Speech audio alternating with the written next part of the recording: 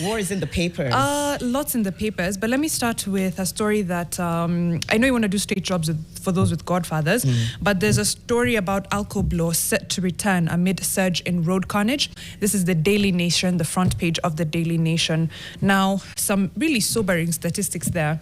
At least 1,139 people have been killed in road accidents in the last 3 months. Now, this raises concerns about a slide back into highway slaughter and prompting authorities to reintroduce alcohol tests for drivers nationwide. Quote, "We will do whatever it takes to bring sanity to the roads." That's from the CS for Transport, Davis Churcher, and he said that yesterday when announcing the return of Alco, among other measures to tame rising incidents.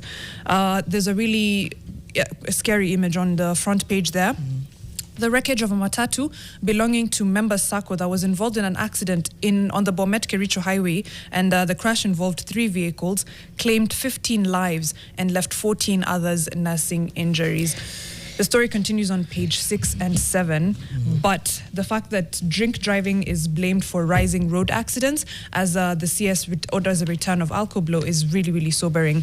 On April 3rd, 3 Obere primary school pupils died in an accident at Sondu area along the Kisumu-Kisii highway. And on March 31st, 3 brothers died in an accident at Mundika in Busia after their motorcycle rammed into a pro box. On March 14th, 13 people were killed at Miga area along the Nakuru-Eldoret highway after a lorry hit a matatu. On March 9th, a truck driver lost control and killed 5 people at the Kimini-Matunda Bridge along the Kitale-Webuye Road. Wow. Those are less than a month apart. And that's already almost 30 lives that have been claimed just on, in less than 2 months. 1,139 lives claimed in 3 months. I think those are really scary statistics. The continuation of the story on drunk driving says, in the past weeks, the country has witnessed cases of reckless driving, distractions by students, and unfortunately, some of the incidents led to fatal and serious injuries. That, according to NTSA Director General George Ngao, he said that there would be a special focus on the behavior of PSV drivers and conductors. So far, 288 licenses have been suspended since October 2024. A further 420 drivers have been subjected to driving tests after public reports of misconduct and speed violations were recorded on the NTSA's Intelligent Road Safety Management System. So they're saying this is what we have been doing. I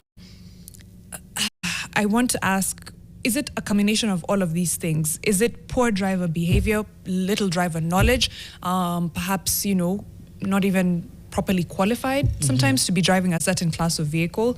Is it bad roads, poor signage? Is it a lack of enforcement of these things, or it's a combination of all of them? Because it's so heavy. I feel like you've listed such key highlights of what it could be, and I think it's a combination of all of them. And I know we're hoping to have that conversation on Wednesday for Lest We Forget, our weekly segment. We're hoping to talk about road carnage, and I know it sounds interesting to say lest we forget. I know it's top of mind, but I think what we're trying to do is unpack what those reasons are, because what we need to do now is have a lot of safety information out there, awareness out there, because sometimes it feels like the numbers get worse each year. Some might argue no, not necessarily, maybe there's just more reports, but when you think about the grisly nature of these accidents, yeah, you have to wonder, is it the vehicles? Is it the roads? Is it the drivers? Is it lack of knowledge, information? Is it the black spots? Is it a combination of all of them? But I think until we fully comprehend and are aware, awareness raising always sounds like a cliche thing to say. But if we treated matters like road carnage as urgently as we amplify other matters, people would just be more aware. Passengers would enter vehicles understanding what a safety check looks like. We'd be able to know which licenses need to be suspended, which people need to go back to driving school. But if we don't, and we kind of deal with it because we've seen a rise in numbers, then I think we'll keep coming back to these horrendous headlines. So I really hope we can get some information, not just from this daily, but from what we hope to unpack on Wednesday for Lest We Forget. I agree. I'm trying to think from a structural perspective because, driver behavior can be controlled, of course, if you're keen on, for example, fining people whenever they break the rules as opposed to taking bribes. which is often the case. Because a lot of times you see unroadworthy vehicles, people who aren't fit to be driving, etc., and they're on the roads just because they were able to, get away with it.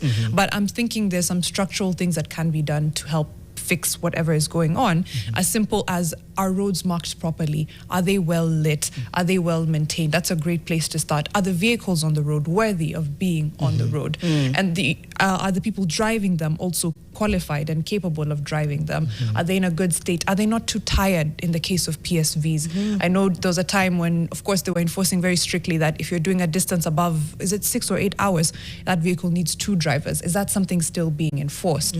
All of those.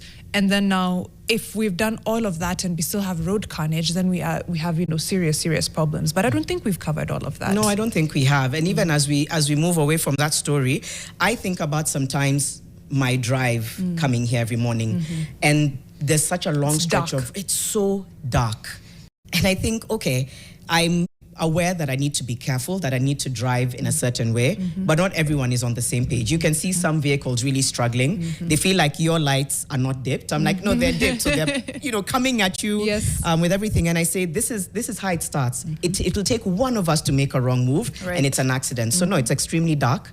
And things like, it starts with that. Like you said, is it marked well? Is it lit well? I just don't think it's equitable across the board. Some are and some aren't. But it'll just take one wrong move for there to be an accident. Nairobi itself is so dark. Then think about the highways that lead to everywhere in this country. I don't know.